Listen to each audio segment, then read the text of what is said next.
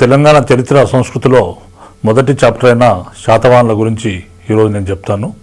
ఈ యొక్క శాతవాహనులు అనేవారు ఈ యొక్క క్రీస్తు పూర్వం 225 సంవత్సరం నుంచి క్రీస్తు శకము 220 సంవత్సరాల వరకు తెలంగాణ ప్రాంతాన్ని పాలించారు. వీరి కాలములో ఈ యొక్క దాదాపు 30 మంది రాజులు 450 సంవత్సరాలు పాలించినట్లు మనకు పురాణాలు తెలియజేస్తున్నాయి. మనకు ముఖ్యంగా వీరి రాజధానులు 3. మొట్టమొదటి రాజధాని కరీంనగర్ జిల్లాలో ఉన్న కోటిలింగాల, రెండవ రాజధాని ధరణికోట లేదా ధాన్యకటకము, మూడవ రాజధాని పైతాన్ లేదా ప్రతిష్టానపురము. ఈ యొక్క శాతవాహనుల జన్మస్థలానికి సంబంధించి చరిత్రకారుల మధ్య భిన్నాభిప్రాయాలున్నాయి. వీరు శాతవాహనులు స్థానికులు కాదని వేరే ప్రాంతాల నుంచి ఇక్కడికి వచ్చారనేది చరిత్రకారుల వాదన. ఈ విధంగా వివిధ చరిత్రకారుల వారి యొక్క అభిప్రాయాలు మనం తీసుకున్నట్లయితే ఈ యొక్క విఎస్ సుక్తంకర్ అనే పండితుడు శాతవాహనులు కర్ణాటక ప్రాంతం నుంచి ఈ యొక్క తెలంగాణ ప్రాంతానికి వలస వచ్చారని ఆయన చెప్పాడు. అదేవిధంగా మిరాసి పండితుడు వీరు శాతవాహనులు ఈ యొక్క విదర్భ ప్రాంతం నుంచి తెలంగాణకు వచ్చారని చెప్పాడు. అదేవిధంగా ఈ యొక్క జోగేల్కర్ తర్వాత పిటి శ్రీనివాస అయ్యంగార్ అనే చరిత్రకారులు ఈ యొక్క శాతవాహనులు అనే వాళ్ళు మహారాష్ట్ర నుంచి తెలంగాణకు వచ్చారని చెప్పారు. తర్వాత ఇంకొక చరిత్రకారుడైన డాక్టర్ పివి పరబ్రహ్మ శాస్త్రి శాతవాహనులు అనే వాళ్ళు తెలంగాణలో స్థానికులని మాత్రమే ఆయన చెప్పడం జరిగింది. సో ఈ విధంగా చరిత్రకారులు చెప్పారు. తర్వాత మనకి శాతవాహన రాజ్యాన్ని స్థాపించిన వాడు శ్రీముఖుడు. ఈ యొక్క శ్రీముఖుడు కోటిలింగాల రాజధానిగా ఈ యొక్క తెలంగాణలో ఉన్న కరీంనగర్ జిల్లాలో ఉన్న కోటిలింగాల ప్రాంతాన్ని పాలించాడు. ఈ యొక్క దీనికి సంబంధించి శ్రీముఖుని నాణ్యాలు మనకు కోటిలింగాల ప్రాంతాల్లో లభించాయి. కాబట్టి అదేవిధంగా శ్రీముఖుడు ఈ యొక్క మొట్టమొదలు జైన మతాన్ని అనుసరించాడు. తర్వాత తన రాజ్య భద్రత దృష్ట్యా వైదిక మతంలోకి మారినట్లు మనకు తెలుస్తుంది. అయితే ఇక్కడ మనకు గ్రూప్ 2కు సంబంధించి ప్రశ్నలు ఏ విధంగా అడిగే అవకాశం ఉందంటే, శాతవాహన రాజ్య స్థాపకుడు ఎవరు అనే ప్రశ్న అడగవచ్చు. శాతవాహన రాజ్య స్థాపకుడు శ్రీముఖుడని మనం చెప్పవచ్చు. అదేవిధంగా రీసెంట్గా తెలంగాణ ప్రభుత్వాలు జరిపే పరీక్షల్లో రకరకాల క్వశ్చన్లు వస్తున్నాయి. దానిలో ఏంటంటే జతపరచమనే ప్రశ్నలు వస్తున్నాయి. ఈ జతపరచమనే ప్రశ్నలకు ఉదాహరణే ఇప్పుడు నేను చెప్పిన భిన్న వాదనలు. సుక్తంకర్, తర్వాత మహారాష్ట్ర వాదం, కర్ణాటక వాదము, అదేవిధంగా విదర్భ వాదము, తెలంగాణ వాదము. ఈ విధంగా జతపరచమనే ప్రశ్నలు కూడా ఈ విధంగా అడగవచ్చు. మనకు ఈ యొక్క శ్రీముఖుని తర్వాత ముఖ్యమైన రాజు ఎవరంటే మొదటి శాతకర్ణి. ఆయన శ్రీముఖుని కుమారుడు మొదటి శాతకర్ణి తొలి శాతవాహన రాజుల్లో చాలా గొప్పవాడు. ఆయన భార్య అయిన దేవి నాగానిక నానాఘాట్ శాసనాన్ని వేయించింది. నానాఘాట్ శాసనము ఈ దేవి నాగానిక వేయించిన నానాఘాట్ శాసనంలో ఈ యొక్క ఆమె తన భర్త అయిన మొదటి శాతకర్ణి ఈ యొక్క రాజకీయ విజయాలను, ఆయన గుణగణాలను, ఆయన గొప్పతనాన్ని ఆమె తెలియజేసింది. తర్వాత ఈ శాసనంలో దేవి నాగానిక ఈ యొక్క మొదటి శాతకర్ణిని ఏమని పేర్కొన్నదంటే దక్షిణ పదపతి అని పేర్కొన్నది. అదేవిధంగా మొదటి శాతకర్ణి తన రాజ్య విస్తరణలో భాగంగా ఆయనే కళింగ వరకు తన రాజ్యాన్ని విస్తరింపజేశాడు. దీనిలో భాగంగా కళింగ పాలకుడైన కారవేలుణ్ణి ఆయన ఓడించాడు. ఆ విధంగా మనకు కళింగ పాలకుడైన కారవేలుణ్ణి మొదటి శాతకర్ణిని ఓడించినట్లు తెలిపే సాక్ష్యం ఏంటంటే చుల్ల కళింగ జాతకము. మనకు ఉమ్మడి ఆంధ్రప్రదేశ్ రాష్ట్రంలో ఉన్నప్పుడు మనకు 2008లో గ్రూప్ 2 ఎగ్జామ్లో ఈ ప్రశ్న అడగబడింది. ఈ యొక్క మొదటి శాతకర్ణి కారవేలుణ్ణి ఓడించాడు. ఈ విధంగా ఓడించడం గురించి తెలిపే ఆధారం ఏదని అడిగారు. దీనిలో 4 ఆల్టర్నేటివ్స్ ఇచ్చారు. చుల్ల కళింగ జాతకం అనేది దీని ఆన్సర్. అదేవిధంగా మొదటి శాతకర్ణి తర్వాత ముఖ్యమైన రాజు మనకు మొదటి శాతకర్ణి తర్వాత ముఖ్యమైన రాజు హలుడు. హలుడు ఈ యొక్క శాతవాహనుల్లో 17వ రాజు.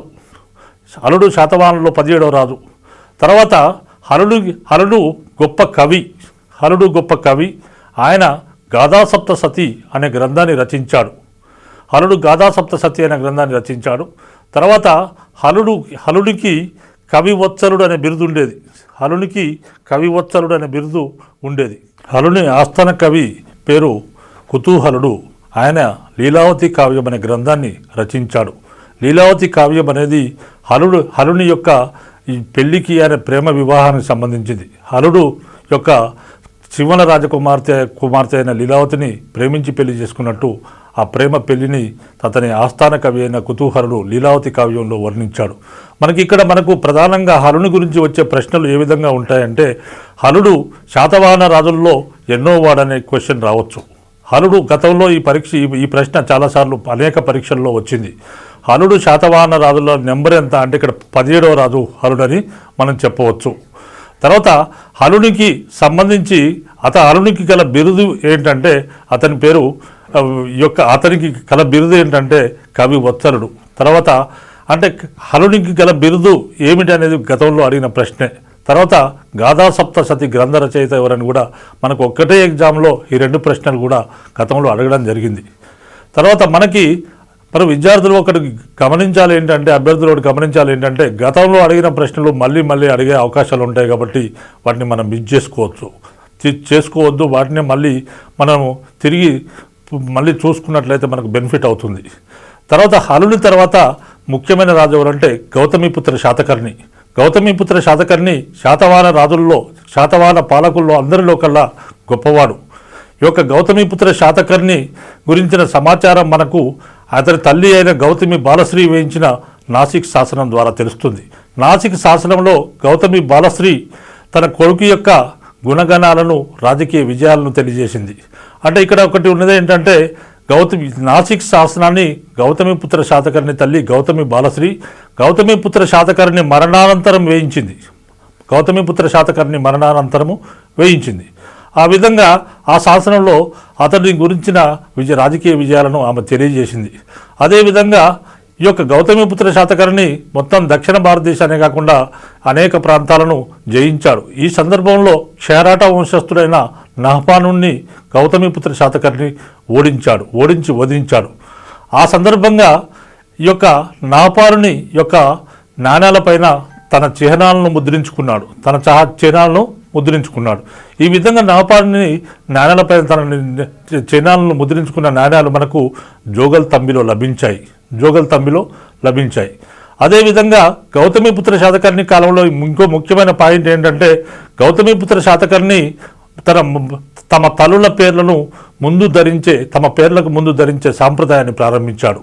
ఏ విధంగా అంటే ఇక్కడ గౌతమిపుత్ర, ఆయన పేరు శాతకర్ణి, ఆయన తల్లి పేరు గౌతమి కాబట్టి గౌతమిపుత్ర శాతకర్ణి అని అయ్యాడు ఆయన. ఆ విధంగా తమ తల్లుల పేర్లను ముందు ధరించే సాంప్రదాయాన్ని గౌతమిపుత్ర శాతకర్ణి ప్రారంభించాడు. తర్వాత గౌతమిపుత్ర శాతకర్ణిలో ఇంకొక ముఖ్యమైన విషయం ఏంటంటే వేద విద్యలను పోషించాడు. ఈ యొక్క అనేక యజ్ఞయాగాదులు చేసి బ్రాహ్మణ మతాన్ని పోషించాడు. అనేక మంది బ్రాహ్మణులకు గోవులను భూములను దానంగా ఇచ్చాడు. తర్వాత గౌతమిపుత్ర శాతకర్ణికి సంబంధించి అదేవిధంగా గౌతమిపుత్ర శాతకర్ణికి ఈ యొక్క యజ్ఞాలకు తర్వాత తన వైదిక విద్యలను పోషించడానికి గల ఈ యొక్క కొన్ని బిరుదులు ధరించాడు. అవి ఏంటంటే ఏక బ్రాహ్మణ, ఏక ధనుర్ధార, ఆగమ నిలయ, ఏక బ్రాహ్మణ, ఏక ధనుర్ధార, ఆగమ నిలయ అనే బిరుదులు ఆయన ధరించాడు. అదేవిధంగా తన రాజ్య విస్తరణను సూచించే మరొక బిరుదు ధరించాడు. అదేంటంటే త్రిసముద్రతోయ పీతవాహన అనే బిరుదును ధరించాడు. ఎందుకంటే త్రిసముద్రతోయ పీతవాహన అంటే తన గుర్రాలు 3 సముద్రాల నీళ్లు తాగేవట. అంటే భారతదేశంలో ఉన్న 3 సముద్రాలు, మన 3 సముద్రాల మధ్యలో ఉన్న భూభాగం అంతా ఆయన కంట్రోల్లో ఉన్నట్టు, ఆయన స్వాధీనంలో ఉన్నట్టు మనకు తెలుస్తుంది. ఈ విధంగా ఈ యొక్క గౌతమిపుత్ర శాతకర్ణి త్రిసముద్రతోయ పీతవాహన అనే బిరుదు ధరించాడు. అదేవిధంగా గౌతమిపుత్ర శాతకర్ణి సంబంధించిన నాణాలు మనకు నాగార్జున కొండలో లభించాయి. గౌతమిపుత్ర శాతకర్ణి సంబంధించిన నాణాలు నాగార్జున కొండలో లభించాయి. అదేవిధంగా నాణ్యాలను ముద్రించే దిమ్మెలు కూడా మనకు నాగార్జునకొండలో లభించాయి. అంటే అక్కడ నాణ్యాల పరిశ్రమ కర్మాగారం ఉన్నట్టు మనకు తెలుస్తుంది. సరే, మనకు గౌతమిపుత్ర శాతకర్ణికి సంబంధించి ప్రశ్నలు ఏ విధంగా అడగవచ్చు అంటే, శాతవాహనుల్లో గొప్ప రాజు ఎవరంటే గౌతమిపుత్ర శాతకర్ణి. తర్వాత తమ తల్లుల మాతృనామాలను యొక్క ధరించే సాంప్రదాయాన్ని ఎవరు ప్రారంభించారంటే గౌతమిపుత్ర శాతకర్ణి. ఈ విధంగా తమది గతంలో అడిగిన ప్రశ్న ఇది. తమ తల్లుల యొక్క నామాలను తమ పేర్లకు ముందు ధరించే సాంప్రదాయాన్ని ప్రారంభించిన వారు గౌతమిపుత్ర శాతకర్ణి. సో ఇది మన గౌతమిపుత్ర శాతకర్ణికి ఉన్న ప్రాముఖ్యత. తర్వాత ముఖ్యమైన రాజు యజ్ఞశ్రీ శాతకర్ణి. చివరి గొప్ప రాజు యజ్ఞశ్రీ శాతకర్ణి. ఈ యజ్ఞశ్రీ శాతకర్ణి ఈ కాలంలో మనకు ముఖ్యమైన పరిణామం ఏంటంటే, ఈయన కాలంలో ఓడ గుర్తుగల నాణాలు మనకు లభించాయి. ఈ ఓడ గుర్తుగల నాణాల్లో మనకు తెలిసేది ఏంటంటే, ఆ కాలంలో విదేశీ వాణిజ్యం బ్రహ్మాండంగా సాగినట్లు తెలుస్తుంది. తర్వాత యజ్ఞశ్రీ శాతకర్ణి కాలంలో శ్రీపర్వతం పైన ఈ యొక్క ఆచార్య నాగార్జునుడు నివసించేవాడు. ఆచార్య నాగార్జునుడు బౌద్ధ మతాచార్యుడు. మరి యజ్ఞశ్రీ శాతకర్ణి ఆచార్య నాగార్జునుని కొరకు ఈ యొక్క శ్రీపర్వతం పైన పారావత మహావిహారాన్ని నిర్మించి ఇచ్చాడు. అదేవిధంగా యజ్ఞశ్రీ శాతకర్ణి కొరకు ఈ యొక్క ఆచార్య నాగార్జునుడు ఈ యొక్క సుహుర్లేఖ అనే గ్రంథాన్ని రచించి ఆయనకు అంకితంగా ఇవ్వడం జరిగింది. అదేవిధంగా ఈ యొక్క ఆచార్య నాగార్జునుడు అమరావతి స్తూపానికి శిలాప్రాకారం నిర్మించాడు. తర్వాత యజ్ఞశ్రీ శాతకర్ణికి సంబంధించి హర్షచరిత్ర రచించిన బాణభట్టు అనే కవి ఈ యొక్క యజ్ఞశ్రీ శాతకర్ణిని ఏమన్నాడంటే త్రిసముద్రాధీశ్వరుడు అని పేర్కొన్నాడు. మనకి ఇక్కడ యజ్ఞశ్రీ శాతకర్ణికి గల ప్రాముఖ్యత ఏంటంటే, యజ్ఞశ్రీ శాతకర్ణి శాతవాహనంలో చివరి గొప్పరాజు. యజ్ఞశ్రీ శాతకర్ణి సంబంధించిన పడవ గుర్తులున్న ఓడ గుర్తులున్న నాణాలు లభించాయి. ఏ శాతవాహన రాజు ఈ యొక్క ఓడ గుర్తు గల నాణాలు వేయించాడంటే మనకు సమాధానం యజ్ఞశ్రీ శాతకర్ణి. అదేవిధంగా మనం ఇంకా తీసుకుంటే యజ్ఞశ్రీ శాతకర్ణి కాలంలో ఈ యొక్క ఆచార్య నాగార్జునునికి యజ్ఞశ్రీ శాతకర్ణి శ్రీపర్వతం పైన పారావత మహావిహారాన్ని నిర్మించి ఇచ్చాడు. సో ఇది మనకు యజ్ఞశ్రీ శాతకర్ణికి ఉన్న ఇంపార్టెన్స్. తర్వాత ఈ రాజులు, ఈ ముఖ్యమైన రాజులందరూ వీళ్ళ ఈనాటి పరిస్థితుల విషయానికి వస్తే, ఈనాటి పరిస్థితుల్లో మనకు ప్రధానంగా తీసుకుంటే, ముఖ్యంగా తీసుకుంటే ఈ కాలంలో ఈ యొక్క పరిపాలనా వ్యవస్థ చాలా కట్టుదిట్టంగా ఉండేది. దీనిలో భాగంగా వర్తకం చాలా బ్రహ్మాండంగా సాగింది. విదేశీ వర్తకం బ్రహ్మాండంగా సాగింది. ఈ యొక్క వర్తకం బ్రహ్మాండంగా సాగడానికి గల అనేక పట్టణాలు ఉన్నాయి. వర్తక పట్టణాలు వెలిశాయి. ఈ వర్తక పట్టణాలలో పరిపాలించడానికి నిగమ సభలు అనేవి ప్రత్యేకంగా వర్తక పట్టణాలను పాలించడానికి ఉండేవి. తర్వాత నిగమ సభలు ఈ విధంగా వర్తక పట్టణాలను పాలించినట్లు మనకు బట్టిప్రోలు శాసనం ద్వారా తెలుస్తుంది. తర్వాత మనకు శాతవాహనుల కాలంలో వడ్డీ వ్యాపారం బ్రహ్మాండంగా సాగేది. మనకి ఈ కాలంలో వడ్డీ వ్యాపారం 12% వడ్డీ ఉండేది. 12% వడ్డీ వసూలు చేసేవారు. అంటే మనకు గతంలో అడిగిన ప్రశ్నే ఇది ఏంటంటే, శాతవాహనుల కాలంలో ఎంత వడ్డీ వసూలు చేసేవారని గతంలో మనకు ప్రశ్న వచ్చింది. 9%, 12%, 15%, 18% అనే ఆల్టర్నేట్ ఆన్సర్స్ వచ్చాయి. కాబట్టి ఈ ప్రశ్న అడిగారు. అదేవిధంగా ఈ యొక్క నిగమ సభల గురించి ప్రస్తావన ఏ శాసనంలో పేర్కొనబడిందని మనకు గతంలో పరీక్షల్లో ఈ యొక్క క్వశ్చన్ వచ్చింది. ఆ విధంగా ఆ క్వశ్చన్ తీసుకుంటే మనకి ఈ యొక్క బట్టిప్రోలు శాసనం ద్వారా అనేది మనకు తెలుస్తుంది. సో మనకు శాతవాహనుల కాలం నాటి సాంఘిక పరిస్థితుల విషయానికి వస్తే, శాతవాహనుల కాలంలో చతుర్వర్ణ వ్యవస్థ ఉండేది. చతుర్వర్ణ వ్యవస్థ అంటే 4 వర్ణాలు. 4 వర్ణాలు ఏంటంటే బ్రాహ్మణులు, క్షత్రియులు, వైశ్యులు, శూద్రులు. మరి ఇక్కడ ఈ వ్యవస్థ ఉండేది. మనకి ఇక్కడ ఒక ప్రధానమైన ప్రశ్న ఏంటంటే, శాతవాహనులు ఎవరు అని గతంలో చాలాసార్లు ఈ ప్రశ్న అడిగారు. శాతవాహనులు ఎవరు అనేది కింద ఆన్సర్స్ బ్రాహ్మణులు, క్షత్రియులు, వైశ్యులు, శూద్రులు అని ఇస్తారు. మనకి ఇక్కడ కరెక్ట్ ఆన్సర్ ఏంటంటే శాతవాహనులు బ్రాహ్మణులు అనేది ఆన్సర్. తర్వాత ఈ కాలంలో మనకు శాతవాహనుల కాలంలో పితృస్వామ్య వ్యవస్థ ఉండేది. తర్వాత పితృస్వామ్య వ్యవస్థ అంటే కుటుంబానికి ఈ యొక్క తండ్రి పెద్ద అయిన వ్యవస్థను పితృస్వామ్య వ్యవస్థ అని అంటారు. తర్వాత అదేవిధంగా ఈ కాలంలో మనకి ఇంకా తీసుకుంటే ఈ యొక్క స్త్రీల పరిస్థితి విషయానికి వస్తే ఈ కాలంలో స్త్రీల పరిస్థితి చాలా గౌరవప్రదంగా ఉండేది. స్త్రీలకు సమాజంలో మంచి గౌరవ ప్రతిపత్తులు ఉండేవి. అదేవిధంగా మనకు ఆనాటి స్త్రీలు తమ భర్తల ఉద్యోగాల నామాలు ధరించే సాంప్రదాయం ఉన్నది. ఆనాటి స్త్రీలకు తమ భర్తల ఉద్యోగ నామాలు ధరించే సాంప్రదాయం ఉన్నది. అంటే తమ భర్త ఉద్యోగం ఏదైతే తమకు ఆ పేరు పెట్టుకునేవారు. ఉదాహరణకు సేనాపతి అనే ఉద్యోగి ఉంటే ఆయన భార్యను సేనాపతిని అని పిలిచేవారు. ఈ విధంగా తమ భర్తల ఉద్యోగ నామాలు ధరించే సాంప్రదాయం ఆ కాలంలో ఉండేది. తర్వాత మనకు మత పరిస్థితులు తీసుకుంటే మన శాతవాహన రాజులందరూ కూడా ఈ యొక్క వైదిక మతాన్ని లేదా హిందూ మతాన్ని పోషించారు. అదేవిధంగా బ్రాహ్మణులకు దాన ధర్మాలు చేశారు, అనేక యజ్ఞ యాగాదులు చేశారు. కాబట్టి ఆ రాజులు కూడా ఈ యొక్క వైదిక విద్యల పట్ల కానీ వైదిక మతం పట్ల కానీ మంచి ఆసక్తి వహించారు. సరే, మనకు ఈ కాలంలో వైదిక మతాన్ని పోషించారు. అయితే మనకి ఈ కాలంలో ఇంకో ముఖ్యమైన పరిణామం ఏంటంటే మతపరంగా తీసుకున్నట్లయితే హిందూ మతం స్థానంలో పౌరాణిక మతము అనేది వ్యాప్తిలోకి వచ్చింది. హిందూ మతం స్థానంలో పౌరాణిక మతము వ్యాప్తిలోకి వచ్చింది. ఈ విధంగా ఇదొక ముఖ్యమైన పరిణామం. తర్వాత మరి హిందూ మతంతో పాటు అనేక మతాలు ఉన్నాయి. అవేంటంటే జైన మతం ఉన్నది. మరి జైన మతానికి సంబంధించిన ముఖ్యమైన పరిణామం ఏంటంటే జైన మతంలో కొండకుందాచార్యుడు అనే యొక్క జైన ఋషి ఉండేవాడు. కొండకుందాచార్యుడు అని జైన ఋషి ఉండేవాడు. ఈ కొండకుందాచార్యుని యొక్క అసలు పేరు పద్మనంది భట్టారకుడు. ఆయన అసలు పేరు పద్మనంది భట్టారకుడు. ఈయన కొనకొండ గుహల్లో నివసించాడు కాబట్టి కొండకుందాచార్యుడు అనే పేరు ఈయనకు వచ్చింది. అయితే ఈయన ఈ యొక్క సమయసారం అనే గ్రంథాన్ని రచించాడు. ఈ సమయసారం అనే గ్రంథము మనకు ముఖ్యంగా ఈ యొక్క జైన మతస్థులకు చాలా పవిత్ర గ్రంథము. తర్వాత మనకు బౌద్ధ మతం, ఇది జైన మతానికి సంబంధించింది. తర్వాత బౌద్ధ మతానికి సంబంధించిన అంశం తీసుకున్నట్లయితే బౌద్ధ మతంలో ఈ యొక్క మనకి గౌతమ బుద్ధుడు ఈ యొక్క చనిపోయిన తర్వాత బౌద్ధ మతం రెండుగా చీలిపోయిన విషయం మనకు తెలుసు. ఆ విధంగా రెండుగా చీలిపోయిన బౌద్ధ మతము ఈ కాలం నాటికి అనేక శాఖోపశాఖలుగా చీలిపోయింది.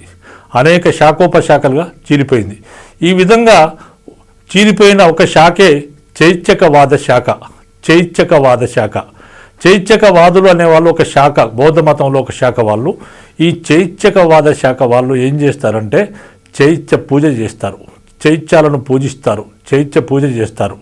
అంటే వీళ్ళు ఏం చేశారంటే ఒక గురువుగా ఉన్న గౌతమ బుద్ధునికి ఈ యొక్క దేవతా గుణాలను ఆపాదించారు. అంటే ఆయనను దేవునిగా తయారు చేసేశారు. అంతకుముందు ఆయన ఒక గురువు, ఒక టీచర్గా మాత్రమే ఉండేవాడు. బుద్ధునికి చైత్యకవాదులు బుద్ధునికి దేవునిగా పూజించారు, బుద్ధుని ఒక దేవునిగా మార్చారు. ఈ విధంగా చైత్య పూజ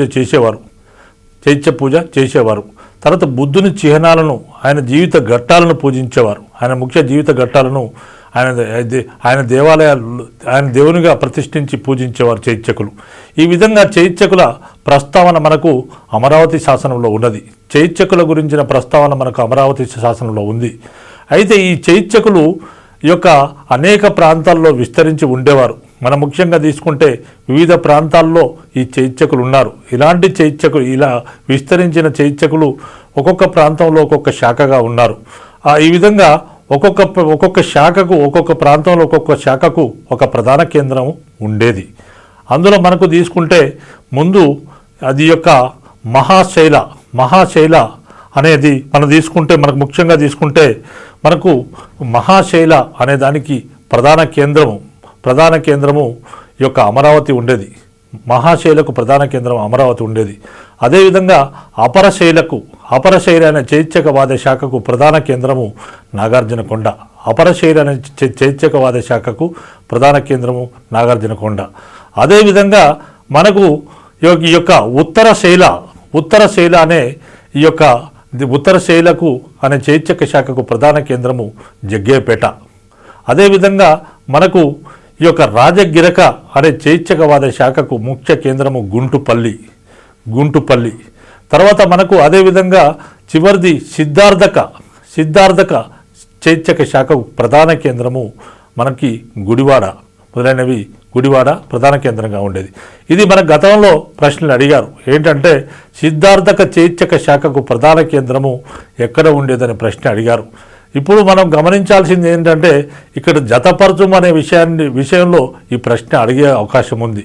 ఏ విధంగా అంటే నెంబర్ 1 ఈ యొక్క అపరశైల, ఈ విధంగా మనకు నెంబర్ 1 అపరశైల అనేది ఈ యొక్క 1 ఈ డిఫరెంట్గా ఈ యొక్క క్వశ్చన్స్ ఇచ్చి జతపరచమని చెప్పవచ్చు. దీంట్లో మనం కరెక్ట్గా గుర్తుపెట్టుకున్నట్లయితే, అన్ని అంశాలను గుర్తుపెట్టుకున్నట్లయితే మన సమాధానం కరెక్ట్గా మనం చేయవచ్చు. అదేవిధంగా మనకు ఈ యొక్క ఇది చైత్యకవాద శాఖలు. తర్వాత మనకు ఈ కాలంలో మాధ్యమిక వాదము, మహాయానము అనేది బాగా విస్తరించింది. మహాయానాన్ని లేదా మాధ్యమిక వాదంగా లేదా శూన్యవాదంగా ప్రతిపాదించి సిద్ధాంతపరంగా ఈ యొక్క పద్ధతిగా ఈ యొక్క తయారు చేసిన వాడు ఆచార్య నాగార్జునుడు. మనం ఆల్రెడీ చెప్పుకున్నాం ఆచార్య నాగార్జునునికి ఈ యొక్క యజ్ఞశ్రీ శాతకర్ణి కాలం వాడు ఆచార్య నాగార్జునుడని. ఆచార్య నాగార్జునుడు యొక్క ప్రజ్ఞాపారమిత శాస్త్రం అనే గ్రంథాన్ని రచించాడు. ఈ ప్రజ్ఞాపారమిత శాస్త్రం అనే గ్రంథము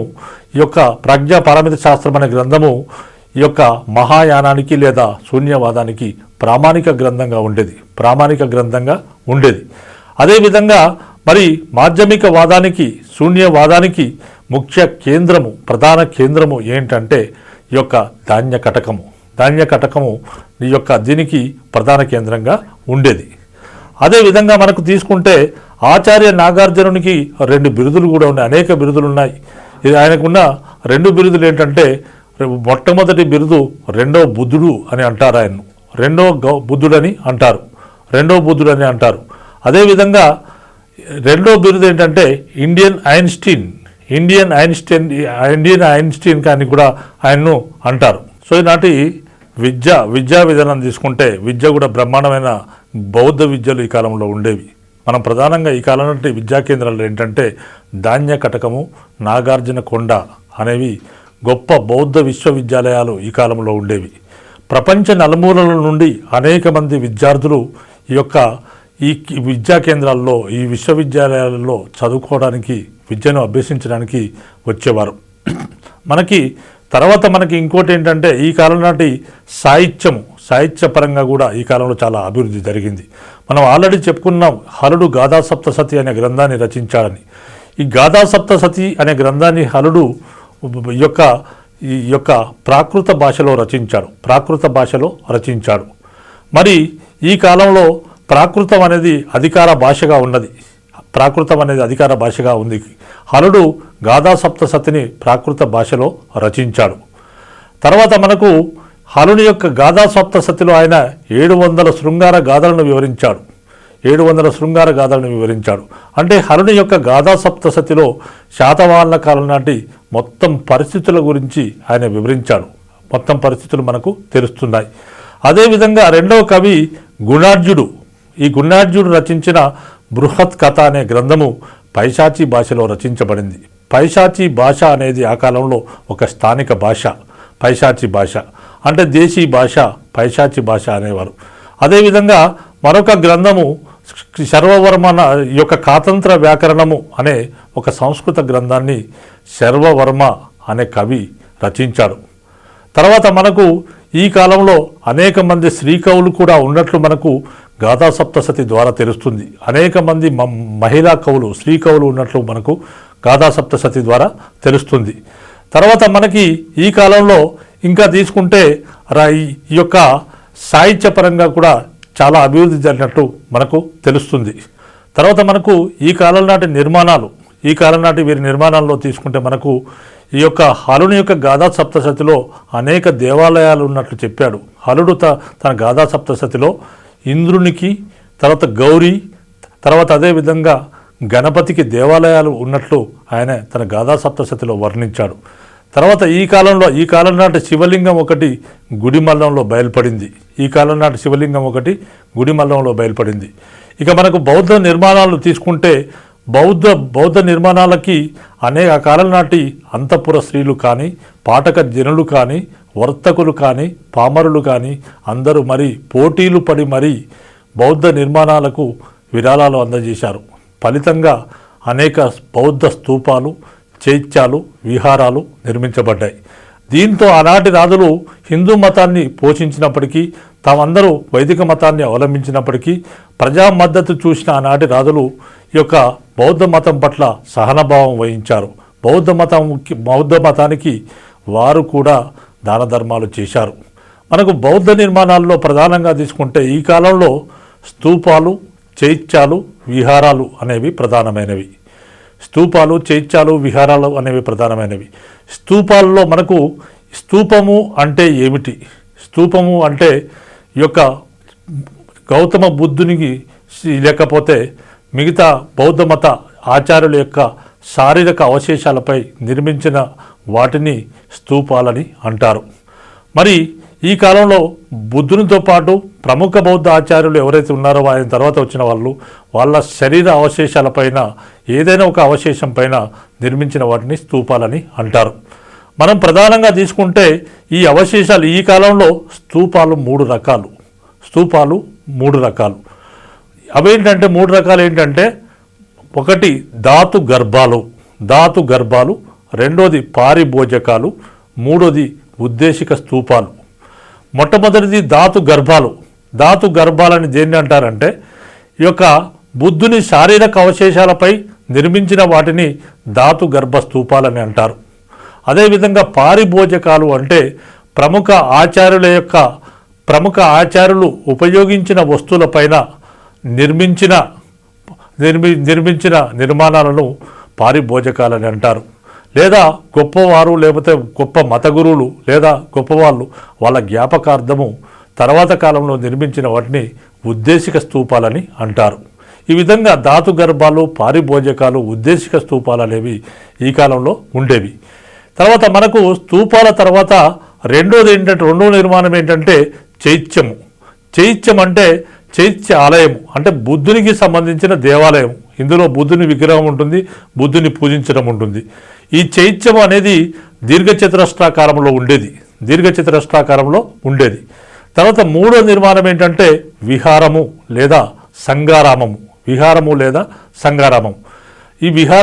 ఈ సంగారామంలో ఏముంటుందంటే స్తూపం ఉంటుంది, అందులో చైత్యం ఉంటుంది, బుద్ధుని దేవాలయం ఉంటుంది, బౌద్ధ విద్యా కేంద్రం ఉంటుంది, బౌద్ధ సన్యాసులు నివసించడానికి గల ప్రదేశము ఉంటుంది. కాబట్టి దీన్ని సంగారామం అని అంటారు. ఇలాంటి స్తూపాలు కానీ, చైత్యాలు కానీ, సంగారామాలు కానీ తెలంగాణ ప్రాంతంలో శాతవాహనులు అనేకం నిర్మాణాలు చేశారు. మనం తీసుకుంటే కరీంనగర్ జిల్లాలో ఉన్న ఈ యొక్క అనేక గ్రామాలు మనం ముఖ్యంగా తీసుకుంటే ఈ యొక్క మునులగుట్ట, తర్వాత మిర్జాపేట, తర్వాత ఇలాంటి తంబాలపల్లి మొదలైన ప్రాంతాల్లో ఈనాటి నిర్మాణాలు ఉన్నాయి. అదేవిధంగా మెదక్ జిల్లా కొండాపూర్లో ఇటువంటి నిర్మాణాలు ఉన్నాయి. అదేవిధంగా మనకు నల్గొండ జిల్లాలోని గాజుల బండ, పనిగిరి, వర్ధమాను కోట, తిరుమలగిరి మొదలైన ప్రాంతాల్లో, ఇవే కాకుండా గోపులాయపల్లి మొదలైన ప్రాంతాల్లో వీరి నిర్మాణాలు ఉన్నాయి. అదేవిధంగా ఖమ్మం జిల్లా నేలకొండపల్లిలో కూడా ఆనాటి నిర్మాణాలు ఉన్నాయి. అదేవిధంగా వరంగల్ జిల్లాలోని గీసుకొండలో కూడా ఇలాంటి నిర్మాణాలు ఉన్నాయి. ఇవన్నీ కూడా శాతవాహనుల కాలానికి సంబంధించిన నిర్మాణాలు. ఈ కాలంలో మనకు ప్రధానంగా తీసుకుంటే శాతవాహనుల కాలానికి సంబంధించింది అమరావతి స్తూపం. ఈ అమరావతి స్తూపము శాతవాహనులకు పూర్వమే నిర్మించబడింది. శాతవాహనులు క్రీస్తు శకము 150వ సంవత్సరంలో అమరావతి స్తూపాన్ని పునరుద్ధరించారు. అమరావతి స్తూపాన్ని ఆధునిక కాలంలో కల్నల్ మెకంజీ అనే బ్రిటిష్ అధికారి 1797వ సంవత్సరంలో వెలుగులోకి కనుగొన్నాడు. తర్వాత అమరావతి శిలా ఫలకాలలో మనకు ఒక తెలుగు పదం కనిపించింది. అదేంటంటే నాగబు అనే తెలుగు పదం కనిపించింది. ఇది ఇంపార్టెంట్. అంటే అమరావతి శిల్పాలలో నాగము అనే పదం ఎక్కడ లభించిందని కానీ అమరావతి యొక్క నాగము గురించిన ఇంపార్టెన్స్ మనకు ఉంటుంది. తర్వాత మనకు మిగతా విషయాలకు వస్తే ఈ కాలంలో చిత్రలేఖనం కూడా బ్రహ్మాండంగా అభివృద్ధి చెందింది. ఈనాటి చిత్రలేఖనంలో మనం తీసుకుంటే అజంతా గుహల్లోని 9-10 నెంబర్ గుహల్లో అజంతా గుహల్లోని 9-10 నెంబర్ గుహల్లో శాతవాహనుల కాలం నాటి వర్ణ చిత్రాలు ఉన్నాయి. అదేవిధంగా అజంతా గుహల్లోని 10వ నెంబర్ గుహలో యొక్క ఈ కాలం నాటి శ్వేత గజజాతక చిత్రం 10వ నెంబర్ గుహలో శ్వేత గజజాతక చిత్రం అనేది శాతవాహనుల కాలానికి సంబంధించిన చిత్రం. తర్వాత శాతవాహనుల్లో చివరి పాలకుడు మూడో పులోమావి.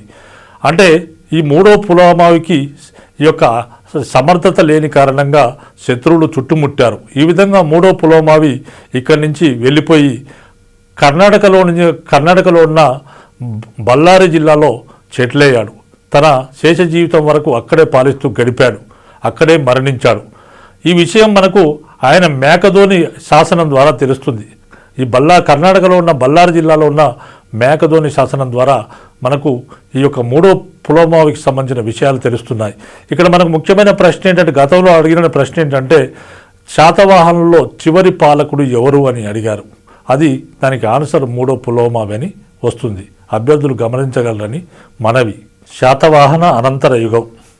ఈ శాతవాహన అనంతర యుగంలో అనేక రాజులు పాలించారు. వీరందరూ కూడా దాదాపు ఆల్మోస్ట్ శాతవాహనులకు సామంతులుగా పాలించారు. మన శాతవాహన అనంతర కాలంలో మనకి క్రీస్తు శకము 225 నుంచి 300 సంవత్సరాల మధ్య ఇక్ష్వాకులు తెలంగాణ ప్రాంతాన్ని పాలించారు. మనకు ఇక్ష్వాకు రాజుల గురించిన సమాచారం పురాణాల ద్వారా తెలుస్తుంది. తర్వాత మనకు ఇక్ష్వాకుల యొక్క రాజధాని విజయపురి. ఈ విజయపురి వచ్చేసి ఇప్పుడున్న నాగార్జునకొండ పరివాహక ప్రాంతంలో ఉండేది. తర్వాత ఇక్ష్వాకులను శ్రీపర్వతీయులు అని పురాణాలు పేర్కొంటున్నాయి. తర్వాత మనకి ఇక్ష్వాకు రాజ్యాన్ని స్థాపించిన వాడు యొక్క ఈ వాసిష్ఠీపుత్ర చాంతమూలుడు ఇక్ష్వాకు రాజ్యాన్ని స్థాపించాడు. ఈయన వాసిష్ఠీపుత్ర చాంతమూలుడు బ్రాహ్మణ మతాభిమాని విరూపాక్షపతి భక్తుడు. అంతేకాకుండా ఈయన కాలంలో అనేకమైన నూతన వ్యవసాయ భూములను వెలుగులోకి తీసుకొచ్చాడు. అనేక చోట్ల అడవులను నరికించి నూతన వ్యవసాయ భూములను వెలుగులోకి తీసుకొచ్చిన వాడు చాంతమూలుడు.